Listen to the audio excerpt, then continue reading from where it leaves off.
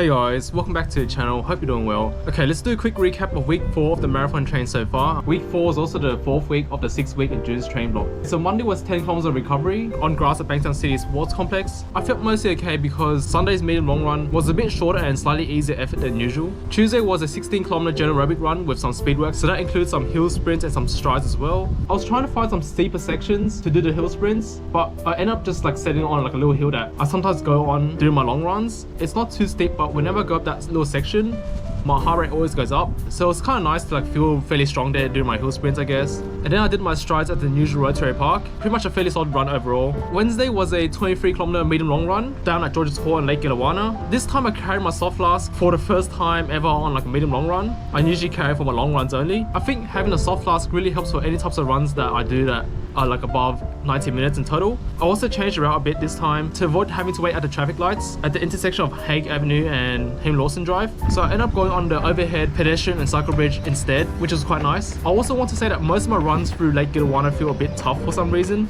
It's not like I'm struggling, but it always feels like I have to like work harder and like stay more alert and focused there. Not really sure why. It's a fairly familiar route that I've gone through for many long runs, maybe like over 50 long runs ever since I started this whole running thing. Although I was more regular in my early days, and I really haven't been there that often over the past year or so. And even though I'm fitter now, it doesn't feel that much easier when I'm there. I think it's because there's a lot of broken pavement along the way, or maybe it's just a mental thing. But I was kind of surprised on paper that the pace and effort seemed quite steady and fine. It just felt harder in person than it actually was. Also, my hamstrings were a bit sore after the run. I think it's because this route has too many short, steep downhills. There's maybe like 10 short, steep downhills in total along the entire route, which kind of beats up your legs a fair bit during the run, which might be the reason why I mentioned that this route feels kind of tough. But it also doesn't help that I did like hill sprints and strides the day before. But yeah, I might have to change up the route or maybe do it less often. I find that longer gradual downhills aren't as bad. It's just those little steep sections, I guess. Thursday was 10Ks of recovery, pretty much a standard thing I always do on grass at Bankstown City Sports Complex. Although I didn't have enough sleep the night before, so I just took a bit easier than usual. The hamstring was still a bit sore, but it was getting better slowly overall. Friday was a 19K medium long run at Riverwood, Peakhurst, and a bit of exploring around Padstow Heights. It's kind of fun to explore Padstow Heights, mostly because it's fairly quiet there in the early morning, and some of the streets are quite wide as well, but it can get quite hilly around that area, which also keeps it challenging, I guess. I also found a short vehicle trail. It was probably only around 350 meters in length. It was a nice little detour, I guess. Saturday was a 10 kilometer recovery run. Did at Rhodes Park run, super packed again as usual. I did manage to sneak in at around the 10th row from the start line. I ran most of the park run with Apollo and had some pretty good chats along the way. Only managed about 7.5Ks in total, but yeah, it should be right. And then finally, Sunday was a 32 kilometer long run. I just did at M5 Linear Park and also Cooks River as well. It was just supposed to be a regular long run, but I was feeling a bit tired and bloated from like the Easter long weekend, so I decided to add some faster efforts along the way to keep me somewhat awake and focused, I guess. Those efforts were mostly around tempo pace, or maybe a bit slower than goal marathon pace. It was a bit warm and sunny that day as well. I normally have a little soft flask, it's around 250 mils. It just contains water, and I didn't run out of water during the long run, but I'm just like thinking if I should like carry more and drink more regularly, I guess, or whether I need like extra carbs along the way, such as like gels or something. Also, the speed freeze felt quite mushy early into the run. I also ended up getting some numb toes from like 28 kilometers onwards. It's probably from my toes bumping the front of the shoe or like jamming against the upper material in the toe box. I think my feet swells up pretty easily from all the up and the down hills along the rough surfaces along the way, and I thought I wouldn't get this issue on a long run since I did get like a half size up in my red pair of speeds. Maybe if I ever get another pair of speed freeze again, I'll probably have to go another half size up.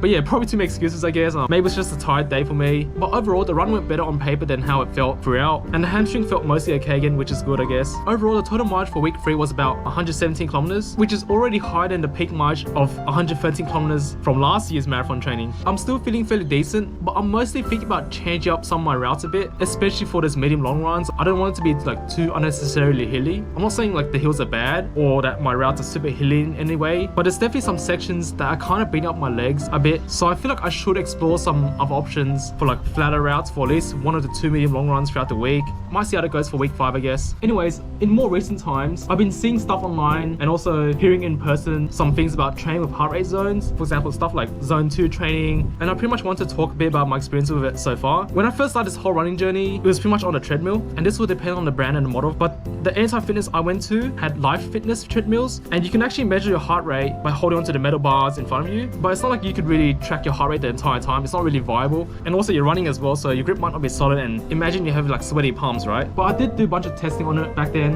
But at the time I had no idea what the numbers meant anyway. But I did know that it was lower during the cooldown than it was during the middle of the run. So yeah, I thought that was like good enough, I guess. When I started to run outside for the first time, I was still wearing my simple Casio watch. It had like a stopwatch function, but no heart rate sensor or anything. And then I got my first running watch at around April 2020. It was the Garmin Viva Active 3. This model featured like a touchscreen, GPS, a heart rate sensor, Garmin Pay, and so on. But really all I cared at the time was that I now had a watch that could like track GPS, and that meant I could finally visualize my running routes on like Garmin and Strava. I don't remember paying attention to my heart rate much or at all when I was wearing that watch. Like sometimes I'll have a little glance later on Strava, but yeah, I didn't really know or care for what the numbers meant. Later on, I ended up getting a Garmin Forerunner 245 in July 2021, which I've been wearing for almost 3 years now. I still have it to this day, and that also has a built-in heart rate sensor as well. For context, I haven't really tried or worn any other types of heart rate sensors, such as like a chest strap or like this armbands, I guess. So what about the accuracy and reliability of the heart rate sensors that I've tried so far? For the treadmill, I think the measurements mostly lined up with how I felt. During the run, I was obviously working harder and breathing harder, and also the effort was higher. And usually the BPM was around 160 to 180, and then during cooldown it gradually just lowered down all the way to like around 110 to 130 or so, doing like the slow jogs and walks. I don't think I've ever seen a crazy measurement or like a wild spike like 190 to 200 or anything. So the treadmill has probably been fairly accurate and reliable in my experience, but that's coming from very limited usage anyway. Now in the context of the Garmin Viva Active 3, most of the time the heart rate values seem quite stable. This is based on like checking data on Strava afterwards rather than like doing a run. But I did notice that sometimes it did spike up really crazily in the middle of the run on some pretty rare occasions. I'm talking about like 180 to 200 beats per minute, which definitely made no sense. It never felt like that at all. After some reading online, I figured it was probably like cadence lock, which is what happens when your heart rate sensor, with the green flashing light and all, picks up movement of the watch in sync with your arm swing rather than just the pulsing of the skin from the heartbeats through the veins.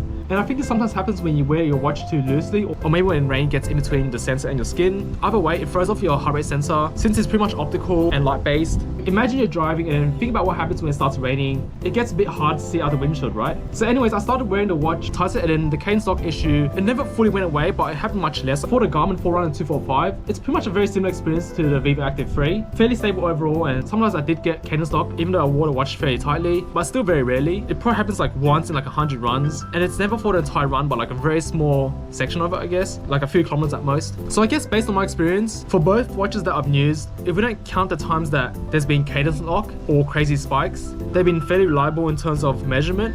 But whether it's accurate, I don't really know, since I don't have a more accurate way of measuring heart rate, like a chest strap heart rate monitor, for example. So these watches could be like 5 to 10 beats per minute off, or more or less, and I wouldn't even know, but it's been more than fine enough for my purposes, I guess. Okay, so in regards to heart rate zones and like percentages, there's been a few times where I've encountered this in the context of my training so far. Firstly, it's on the Garmin app. After you do a run, it'll break down the portions of your run, like by duration, that you'll insert in heart rate zones. For example, zone 3, it's supposed to be moderate pace, more difficult to hold a conversation, and about like 70 to 80% of your maximum heart rate. But how does it know your max heart rate? By default, it uses a formula which is like 220 minus your current age to determine your max heart rate. I believe that's an old formula, and it's mostly rough estimation as well. For example, if I'm currently 27 years old, my max heart rate by that formula puts me at around 193 max heart rate. But that might not be entirely true, because your max heart rate can be influenced by a bunch of factors such as like genetics, altitude of where you live and train, and so on, rather than just age. Anyways, going back to the example, zone 3 by Garmin's heart rate zone chart would be about 135 to 154 beats per minute if my max heart rate was 193.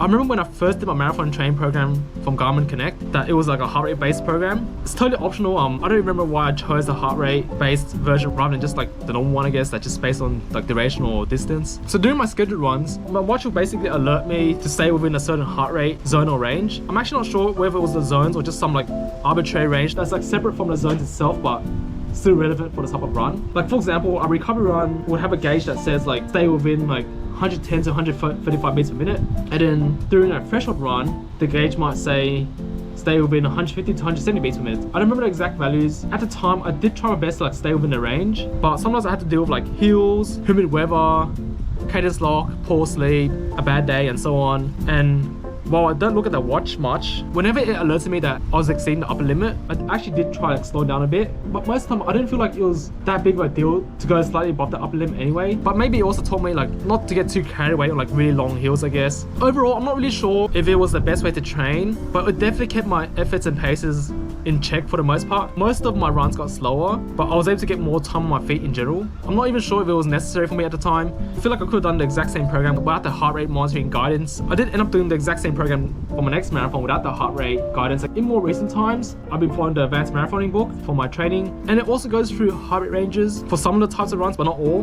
Like for example, recovery is meant to be done at less than 76% of your maximum heart rate. If I base off a max heart rate of 193, then my recovery runs should be done at less than 147 beats per minute. But I'm not even sure if that refers to like the average or like the max. I don't really follow the percentages too much. Most of my recovery runs end up being like around 125 to 135 beats per minute on average. Sometimes doing the recovery runs, it might spike up a bit. I guess the idea is to not spend too much time at around that 76% or go above for too long, and yeah, it should be okay, I guess. Different training methodologies and programs will have like different ranges for the type of prescribed runs as well, and also may reference like different types of heart rate zone tables. For example, there's ones based on your max heart rate, ones based on your lactate threshold heart rate, and some even based on like your resting heart rate. And then the other times I've seen this heart rate zone stuff is probably like on social media and like also amongst some of the runners that I've talked to or like keep up with, stuff like zone 2 training, which seems to be around 60 to 70% of your max heart rate. I think it's like emphasized as a way like base building, get more time on your feet, build aerobic capacity, and so on. I think it's part of the idea that, you know, you gotta run slow to run faster, or like 80-20 training, you know, 80% easy, 20% hard, that kind of stuff, I guess. I was never really exposed to these kind of things in my early days of running, so sometimes I do wonder if it'd be much different today if I decide to pick up on it back then, I guess. Anyways, if you're super keen on getting heart rate zone training on point, firstly, you need to find out your max heart rate. Rather than rely on a rough estimation from a formula, you probably need to get tested professionally from like a laboratory test, which usually involves like a cardiologist or like an exercise physiologist, for example, and they'll probably get you onto like a treadmill or like a bicycle or something and make you increase your effort throughout the run or activity while like measuring various data until you reach your limit or like have to like stop, I guess. But if you can't get a lab test done, then you can take it to a field test to roughly find your max heart rate, although it might not be as safe because you probably won't be supervised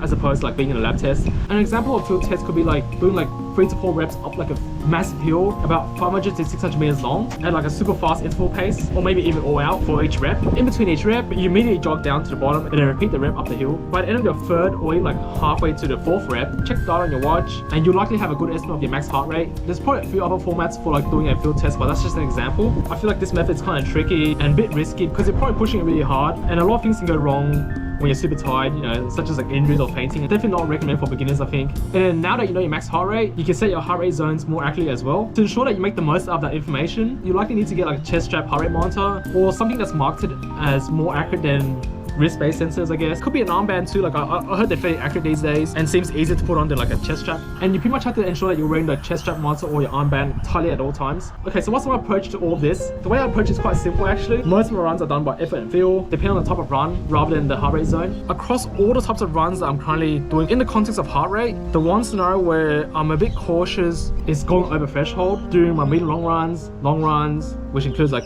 marathon pace runs and threshold runs. The rest of the time it should be okay because for recovery, general aerobic runs and like speed training, you know, like hill sprints and strides, I don't go anywhere near the threshold heart rate. And then for VO2 max runs, I feel like it's supposed to be at above threshold heart rate anyway. My threshold heart rate seems to be like around 170 to 172. It could be wrong as well because I never really got it properly measured, but I feel like it seems fair enough based on my experiences. And as long as I don't really stick around there for too long during my, you know, medium long runs and threshold runs, then I should be okay enough to like get the run done fairly well enough as planned. Does it mean that it's the optimal or best way to train? Probably not. I could be leaving money on the table or even like pushing too hard doing training without knowing. But for now, it makes training like a bit less complicated for me when I don't get caught up in heart rate zones too much. The other thing to remember is that the heart rate metric is very individual and like depends like genetics, fitness levels, stress levels, the type of run that's being done, temperature and weather conditions, the accuracy of whatever heart rate sensor is used, and so on, right? So try not to compare your own heart rate data with others in that regard. But I guess feel free to like compare your own heart rate data with some of your older runs maybe. It can be interesting to see if it's different in some way. Personally, I found that as I got fitter, my heart rate got lower across all my runs, which I assume means that I'm more efficient these days. Sometimes my heart rate is lower when I run nicer routes where I don't have to always watch my back or like, you know, check the ground for like broken pavement. Other times it's a bit high when it's like awfully humid outside. Anyways, I hope all of this has been like interesting or like helpful in some way, even though most of it is just anecdotal stuff based on my limited experiences so far. Feel free to let me know your experiences with training by heart rate and like heart rate zones. But yeah, that's pretty much all to say for now. Thanks for watching and have a nice day. Bye.